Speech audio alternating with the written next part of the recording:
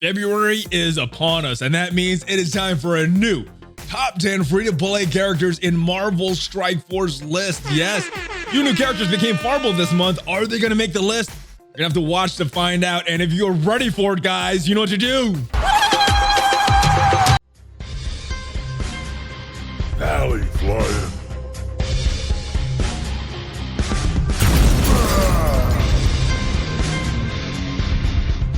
What is up, Valley Maniacs? Oh yeah, guys, ValleyFlyin here.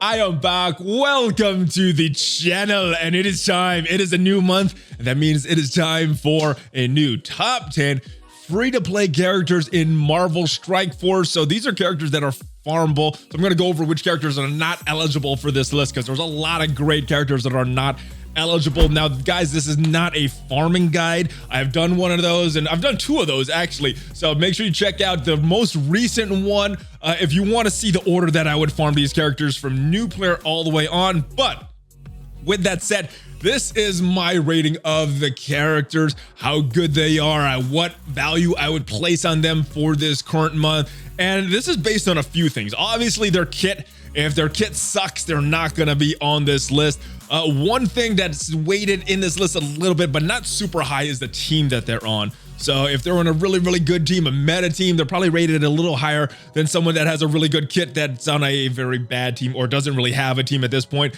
And I think for me, the main thing that I'm rating these characters on is usage over the past month. So this is going to be very highly subjective, and it's going to be very different than your usage. Maybe, I don't know. But it's based on the usage that I've had with these characters over the past month. So if I've used these characters a lot, then they're going to be rated a little higher. If they're a great character, but I'm not using them a lot, they're going to be rated a little lower. So with that said, I hope you guys enjoy the list. You may or may not agree, but if you enjoy the video anyway, make sure you give this a like. All right, so not everybody is going to be eligible for this list. Like I said, you got to be a farmable character, either in a store or in a node, or those two weird milestone characters, Wolverine, Hulk. They're both eligible for this list. Haven't made it in the past few months, but let's see who's not eligible for this list, guys. Boom. A lot of characters on here, a lot of great characters. Phoenix is on here because he's a legendary character. All the legendaries not eligible for this list. We got some new cool characters like Cyclops. Minerva's on here, not really a way to get her. Only character really added to this list, fortunately, is one of them, and that is the new symbiote Spider-Man. Currently, as of me recording this, not in the game yet, but should be available very, very soon. But these are the characters, a lot of them very good, but not eligible for this list, guys. All right, let's clear this away and see who became eligible in this past month. Boom, a lot of them, guys. So first one to talk about is Human Torch. So a few hours after I released last month's video, Human Torch became farmable on Nexus 5.9. He later got moved to Arena Store, but he was originally farmable on Nexus 5.9 thing. Also a very good Fantastic Four character. Came available in the Blitz store, so pretty easy farm for a lot of players out there. Mr. Fantastic, when he was released, he got moved into that Nexus 5.9 spot, and that is when Human Torch got bumped to these Arena Store and Namor. Now, currently, as I'm recording this, he is not available. He's not farmable, but according to the latest blog post last Friday, he is going to become farmable tomorrow. So, preemptively striking this, guys, Namor is available for this list, but we don't have a current location as of me recording this. So let's clear this off and let's take a look at our top 10, guys, for February 2020. Let's count this thing down, guys. Number 10. Oh, and coming in at number 10 is that previously mentioned Human Torch. He's a big damage dealer. He has some really good damage stats, but like most big damage dealers, he is pretty squishy. When I'm using my Fantastic Four, a lot of times he is the one that dies first. But with that said, with his squishiness, he adds a lot of value to this team.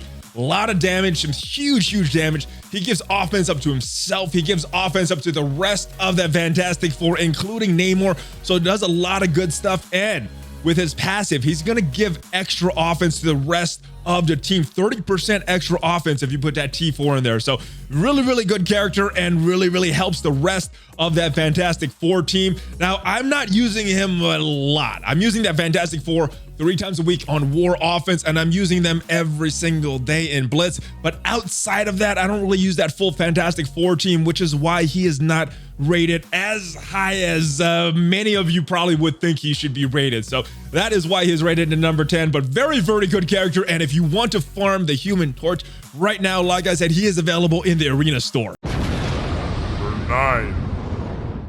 Number 9 is that trickster right there. You see him, Loki, the trickster of the Asgardians. Loki also has a lot of usage outside of that full Asgardian team, so I think he's a little more valuable than some of the other Asgardians, but very, very good character. Let's start with some of the positives about him. That opening move, that special of his, defense down, 2 enemies that he is controlling. This is a nasty, nasty move, guys. Basically crippling one of Loki's opponents, whether it's on your team or the enemy team. It is not good. That defense down is going to last for a little bit, and you're going to be in trouble if he applies this to a good character of yours, and the enemies are in trouble if you apply this to the right enemy as well. So good character, good opening move, and he gets that survivability for the rest of the Asgardians with the stealth that he provides with his passive, with his ultimate, doing some good things. And his passive is also going to provide some lower resistance for the enemies. So really, really good kit, and really beneficial for that Asgardian team. But like I said, he's very valuable in some other teams as well. I used to use him in a Supernatural team before we had that full team come out. I used to use him in an Avenger team that worked really, really well and is a very, very good defender counter. But yes, a lot of use for Loki. And he downside of him, he is a little squishy, kind of like Human Torch, but yeah, he is very, very good. If you can keep him alive, he's going to help to keep the rest of your team alive. And if you want to farm him, not an easy farm, not an early game farm, but he is available on Mystic 3-6. Number 8. Oh, and coming in at number 8 is another big damage dealer, guys. This is the big damage dealer for the Brotherhood team, or whatever remains of it. It is my man, Pyro. Yes, Mr. Bleeds into damage. He's got so many bleeds. He's got bleeds on his basic. He's got bleeds on his special. He's got disrupted on his ultimate, and just huge damage all around. Really, really good when you pair him with Magneto for pulling those enemies together and just letting Pyro do his thing. If you let this character get going, he is gonna wreck you. But like the rest of these characters that have appeared on this list so far, he is a little squishy, so you can take him out a little easier. That's kind of the downside to Pyro, but really, really good stuff. Also, if you drop below a certain percentage of health, Pyro is going to apply heal block to you. So yeah, it's going to be even more tricky if you don't have anything to dispel that negative effect. So really, really good character. I like him a lot. Right now, I am running him in a hybrid Brotherhood Spider-Verse team. I use them in Blitz all the time. I use that team in War, and then once in a while I'll go back to the original Brotherhood if I need to use them for Greek raids. So you're getting a little more usage out of this Brotherhood team this month, and that is why Pyro is rated at number 8. So yes, if you want to farm him though, he's not going to be the easiest farm. He is available in that War store, which is not the most farmable place, but he is there. Eventually, if you wait long enough, he should pop up. So yes, that is where you could get him, guys. Pyro, very good character. Number 7. Number 7 is the big bad Mordo. Oh my goodness. This character is probably one of the characters that I hate facing on defense the most. Oh, he does so many tricky things. Stuns, blinds, slows, heal block. He could heal himself and the rest of the Supernatural team if you have him on a full Supernatural team. He has a lot of value outside of that team as well, and in my opinion, one of the more annoying raid characters out there, unless you're using someone that could flip the buffs or something. But Mordo, oh my goodness, he is a key piece, especially with that healing for that Supernatural team. And he just gets them anytime an enemy dies, especially if it's a Mystic enemy, he's going to heal himself. He's going to heal some Supernatural characters as well, some allies of his. So good character. And yeah, if you have not started farming Mordo and you don't really have a team that you're really focused on, I would go out and get him. And hopefully later Ghost Rider, Elsa can be farmable, and you could use that full Supernatural team because yeah, this is a good team. And Mordo is a very important part of it. And he is available, very easy farm, same place as Human Torch. He is available in that Arena store. Number 6. Oh, surprise, surprise, Rocket, one of the better characters in the game, coming in at number 6. He was falling down this list hard. He was a contender for the number 1 spot at one point, but what really brought him down for me this month was usage. One of the better damage dealers in the game, if not the best damage dealer in the game, depending what you're running.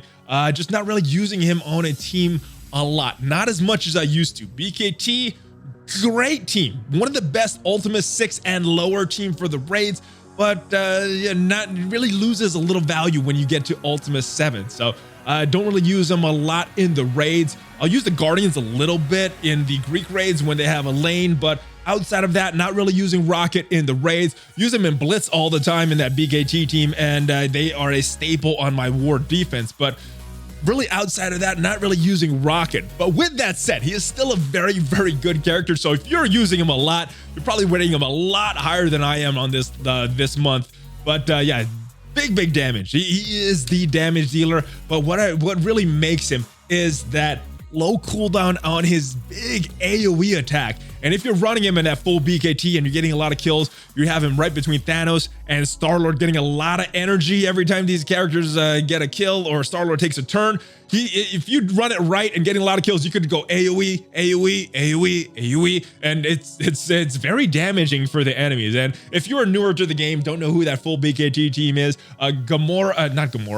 Minerva and Groot round out that team with Thanos, Star-Lord, and Rocket. So very, very good team. But for myself, just not really using him too much this past January 2020. So yeah, let me know what you think of this rating. I know it's a little low, but based on the criteria I have for this list, just not really using Rocket too much anymore. So he is down to number 6. Now, he is a very good character, but he is in the raid store, which means he may not pop up all the time for you, but he should be there at some point. So very, very good character, and I highly recommend, especially new players, going after Rocket as soon as you can. Start farming him in the raid store as soon as you can, because he is a very, very important character in the early and mid games if you can get him. Number 5.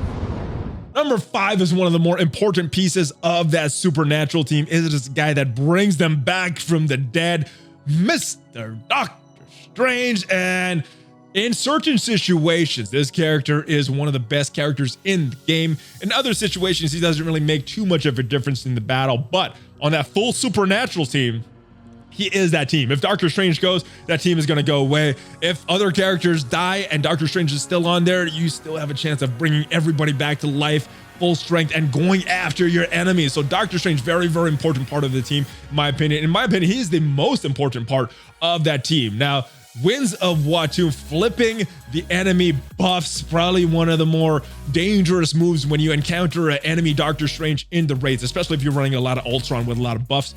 He could flip that. That is what really makes him so annoying when you're facing an enemy Doctor Strange. He also has that resurrection. So a lot of times for me, my supernatural characters will die. Doctor Strange brings them back to life and they win the battle because of that resurrection. So Doctor Strange, super, super important. His basic, he could give some random negative effects as well. So does a lot of good things. So Doctor Strange, important character and a very, very good character, even outside of that full supernatural team. Not using him too much, kind of, I mean, he's on that same team with Mordo, so use this team all the time in Blitz, use this team all the time in War on Attack, and once in a while I will use them in the raid. So Doctor Strange is a great character. I like that supernatural team, and if you want to farm him, it's not an easy farm. A lot of these characters in this list are later game farms. He's available on Mystic 2-9. Number 4. I am Groot comes in at number 4 this month, and guys, this is one of my favorite characters in the game. Super, super underrated, because when he was first released, he was kind of a bad character, got a rework, and I don't think a lot of people really realize how good of a character he is on certain teams, especially when you pair him with Rocket. Now, he does so many things. Let me just list them off. Defense up, death proof, healing. He has a cleanse to the entire team. He has a chance to revive himself. If he does die, he is going to place up a lot of buffs on the rest of the Guardians. I mean, he does so much things. And then let's not forget about his basic as well. That does a lot of damage. So Groot, one of my favorite characters in the game, just because he does so many things. Now, this character is one of my important backups for my Ultimate 7 team. If he is a perfect replacement, in my opinion, for sure, because they do a lot of the same things.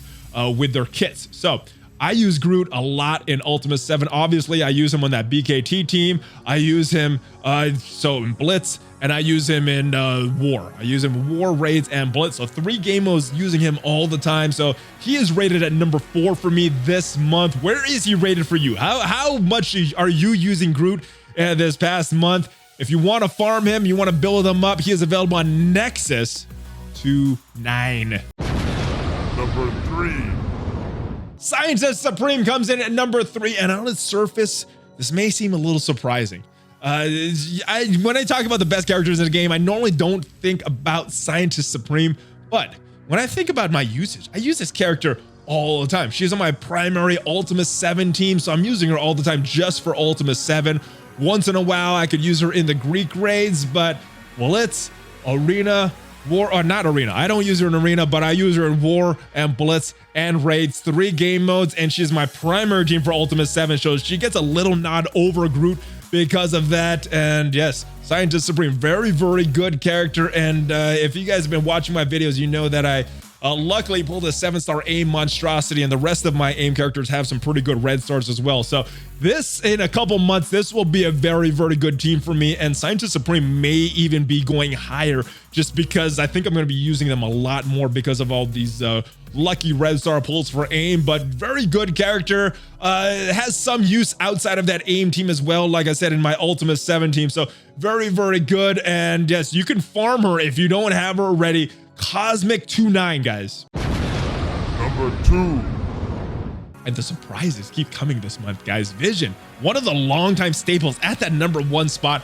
I rated him down at number 2 this month because of usage. Still has a great kit, one of the best kits in the game, in my opinion. But just looking back and how often I've been using Vision, just not as much as previous months. And the reason for that, he used to be on an Arena team of mine. He's not on an Arena team anymore. He used to be in my primary Ultimate 7 team. He's on a backup. He's one of my backup characters that I rotate in Ultimate 7, but I'm not really using him as much. So he's primarily used in that power armor team for me in Blitz mode, and primarily used for that power armor team in War mode. So 2 main modes that I'm using him in, and as a backup in War, and that's kind of why he got rated a little lower. But let's take a look at his kit, because like I said, one of the best kits in the game. He has ability block. You could do that on turn 1. He could clear positive effects with an AoE attack. Nasty, nasty, especially if you're facing him in the raids. Ultimate 7, clearing all the buffs off your team. So important when you're running Ultron, that Vision could really screw a lot of things up. If he's on a tech team, he's going to give defense up to all the allies that have that tech tag. And yeah, let's not forget that annoying dodge that he has. Yes, Vision and Spider-Man, the 2 characters that I hate attacking because sometimes those attacks just go to waste. But Vision, awesome, awesome character. I'm just not using him as much. So yeah, he's number 2, but based on his kit, I think he is a very, very capable of reclaiming that number 1 spot if I start to use this character again. And one of the harder characters to farm, guys. He's available very, very late game. Mystic 3.9. Number 1. Coming in at number 1 is Falcon. And guys, this was probably the most surprising rating for me this month. I never thought I would put Falcon at the number 1 spot. But when I look at how often I am using him, he is a no-brainer. He is on my primary Arena attack team. He is on my primary Ultimate 7 team. I am using him in Blitz in that power armor team. I'm using him in War on that power armor team. All 4 major game modes. I am using this character all the time. And when I looked at it from that perspective, no-brainer that this character is number 1 for me this month. I don't think a lot of you guys would be rating Falcon in your number 1 spot, but let me know in the comments who your top 10 is, guys. But Falcon does a lot of good things, and there is a very important reason that I am using him in all those game modes. It's because I love his kit, and he has a very, very good special with that speed. Now, if you're facing a team that has a lot of enemies on the field, a lot of positive effects, you could fill the speed bar of your entire team by over 100%. So multiple turns possibly. And yeah, just does so many good things with that speed bar. Also, let's not forget about his big AoE attack that has a lot of piercing and stacks, increases damage if you have positive effects on the enemies. So very, very good character, simple kit. But what he does so well and is super versatile. power armor, tech, whatever you want to use him on, a hybrid team like I'm using on him. Very, very good. So Falcon, number 1 spot for me. I know a lot of people won't have him this high, just based solely on his kit. But if you take usage into account, maybe you will be rating him as high. So let me know what you guys think of this list, and let me know what your list is, guys, this month. Who is your top 10 based on usage, based on their value, based on their overall kits? How good is this character and the team that they're on as well? So let me know who you think is the top 10 for you. It's probably going to be different for everybody, especially if you take that usage into account. But that is my list, guys. I hope you guys enjoyed it, and I hope you guys enjoyed this video. If you agree with this list, didn't agree with this list, but you enjoyed the video, make sure you give it a thumbs up and share this with your friends, guys. Try to have a lot of fun with these videos, and I hope you guys have fun watching it. If you do, make sure you subscribe to the channel. Smash on that notification bell so you get notified every time I post a new video. Make sure you guys check me out on social media, and there's a lot of links down below that support the channel, guys. Valley merch, BlueStacks, my favorite emulator of choice, a lot of good stuff. So, and there's other things down there, so check those out, and I will see you guys next time. Hulk fist bump, bye bye.